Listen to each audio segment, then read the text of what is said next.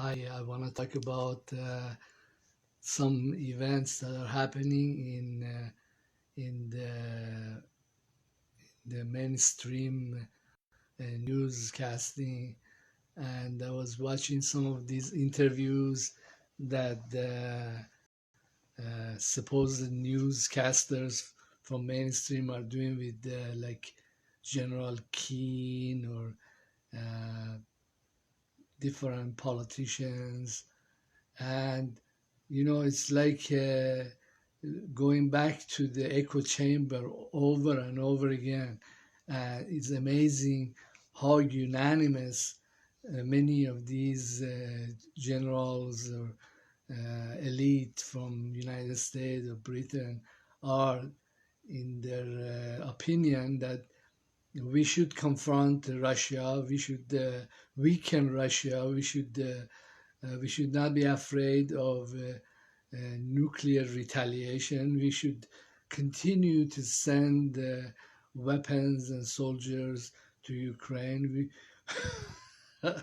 We should do this, we should do that. Uh, it's like amazing. There is hardly any kind of dissenting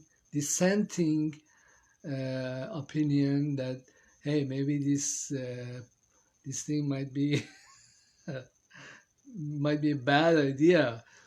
Well, looking at history, um, the Russians have defeated several empires in the past. The the French Napoleonic Empire and the Hitlers and let's see. Well, the Americans they didn't have much of a chance with the Soviets or the Russian version in the past time, and I don't know why we want to continue with these process.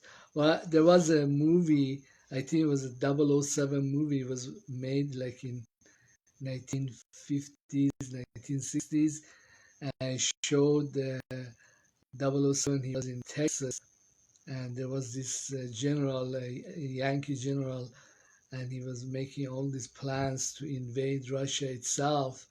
And well, in the end, in the movie, the general succeeds, and he goes into Russia, and the Russians just completely kill him off.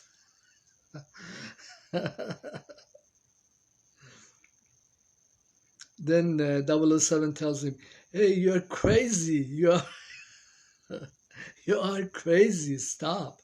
And but it doesn't do. But these days, the British they have become just like the Americans, very demented.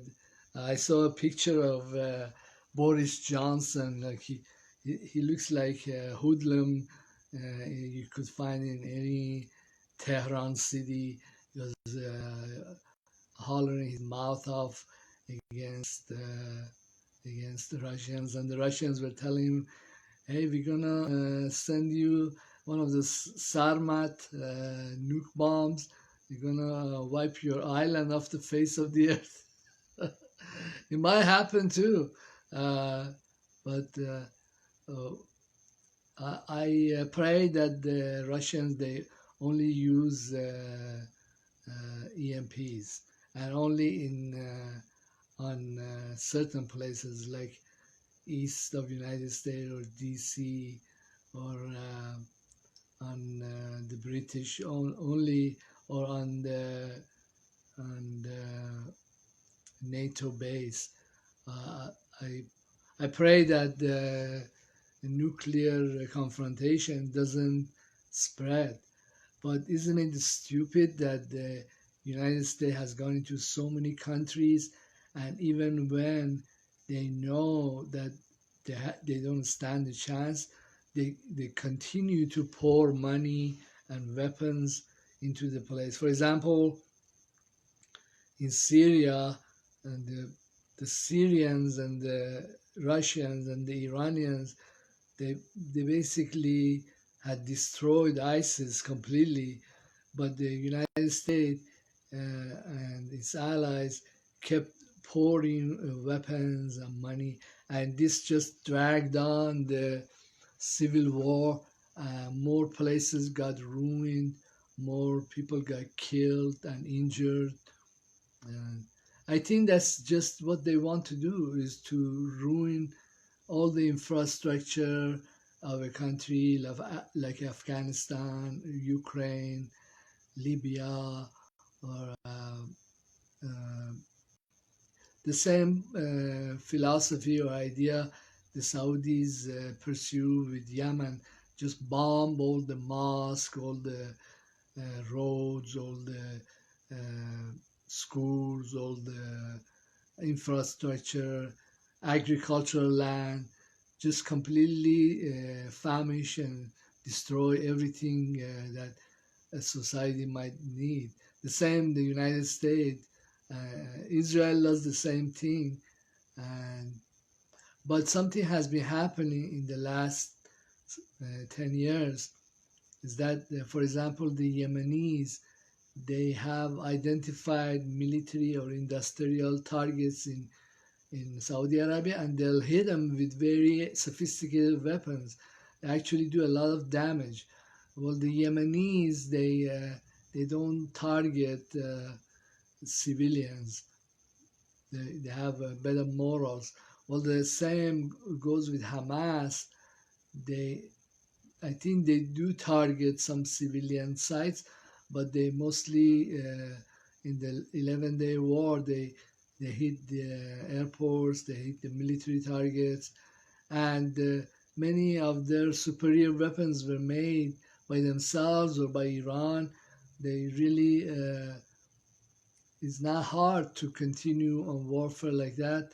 It doesn't cost as much as a Western country, but then the Russians they are hitting all the military infrastructure, uh, some major buildings in cities, and basically they have won the war, but the Zelensky and U.S. team they continue with the propaganda war and pouring in weapons and presenting Russia as bad guys to the world.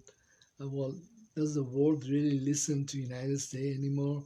I mean, how many of these civil wars or situations United States been involved in, and the place becomes a complete wreck? How much losses in buildings, infrastructures Syria suffered. Well, I had a video in Farsi that I was talking about that Iran should close or restrict the Hormuz passageway, water passageway, or collect taxes on all the ships, especially anything that's Western, like or Western supporting countries, to pay for all these wars and damages to Syria, Iraq, Iran, Afghanistan.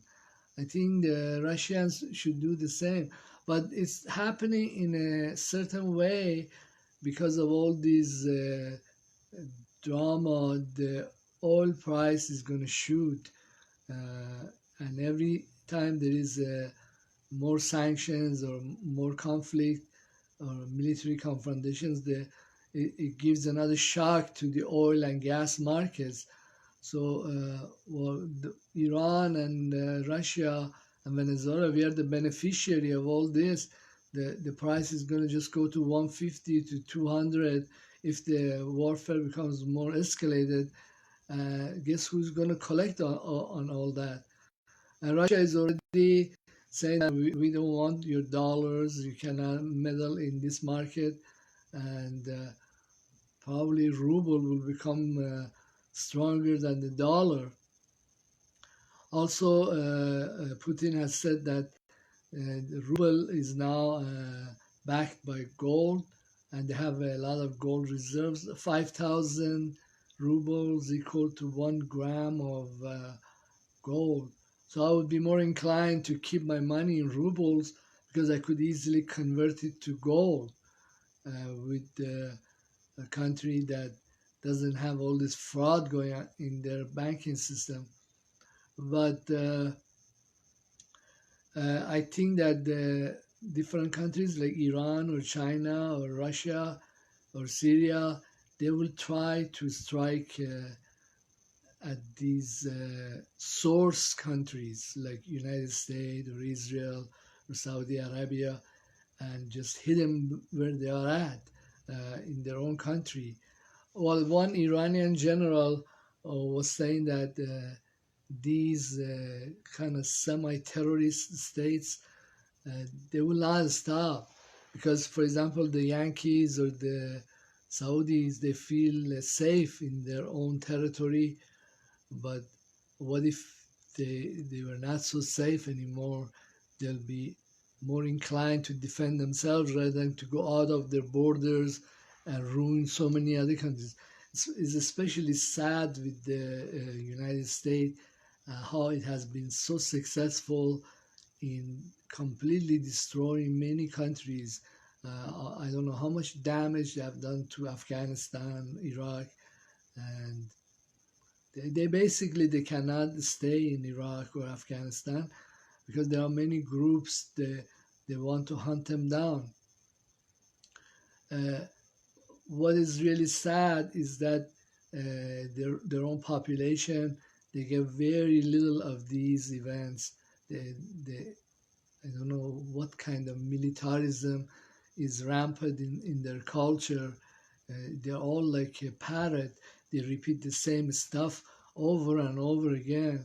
Is when you listen to one newscast in ABC, then you could flip to NBC or CBS or any other BS that they have going on, and you'll hear the same thing, same propaganda over and over again. And uh, with Ukraine is very sad because 5 million Ukrainians have left Ukraine, and uh, the provocations by West, by Britain, is continues, and it just makes the war more deadly.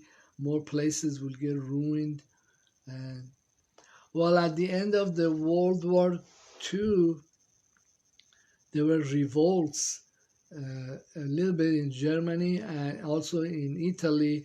Well, the Italians they hanged the Mussolini uh, because they were losing the war and they could see it because the foreign forces were inside their country. And in Germany, the high-ranking officers tried to kill Hitler. But I think when the war comes to United States homeland, there might be some reaction like that from the population. I have talked to some people in the U.S. military, and in fact, there are groups that operate inside U.S. military. They have their intelligence agencies and CIA that they are obnoxious, stupid people. They promote warfare, but I've talked to people in their navy or in some regular U.S. military ground forces, and they some of them seem more level-headed. I wouldn't be surprised if there is a say, for example, there is a nuke attack on Washington D.C. Some group like that, like they call themselves patriots from Navy, they'll annex the government, try to bring some sanity, or to try to defend their own homeland instead of starting another war somewhere else.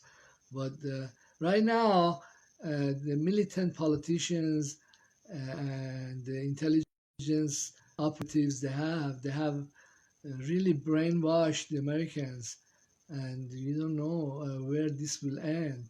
I am very sure that there will be some kind of major attack on DC, or the Russians might. The least that would happen would be an EMP attack, but we'll see.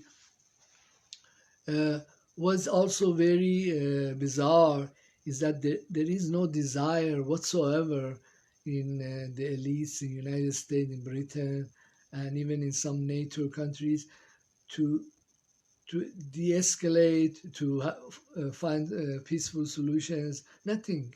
They just keep going on the same route, even though they have almost lost in every country, in Syria, in Libya, in Iraq, in Afghanistan.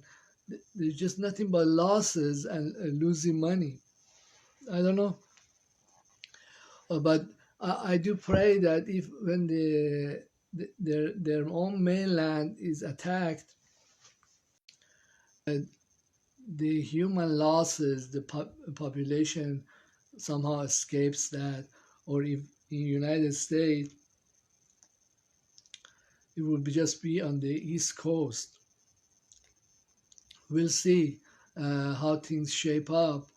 Uh, I also think that silencing journalists is a very, very bad idea, because this is how a population understands what's actually going on. And otherwise, they'll discover it like the Germany after Nazis, that really all this stuff came to nothing. Thank you very much for being in my YouTube channel and Instagram. Please leave comment, and oh, one other thing, um, the Instagram portion that's for messaging, and you see a lot of women there. Well, this is like my a little what they call it. Uh, uh, ha- Haram Sarah, which means, like, you know how in the old time the kings, they had a whole bunch of wives and women, and you know what goes in there stays there, hopefully.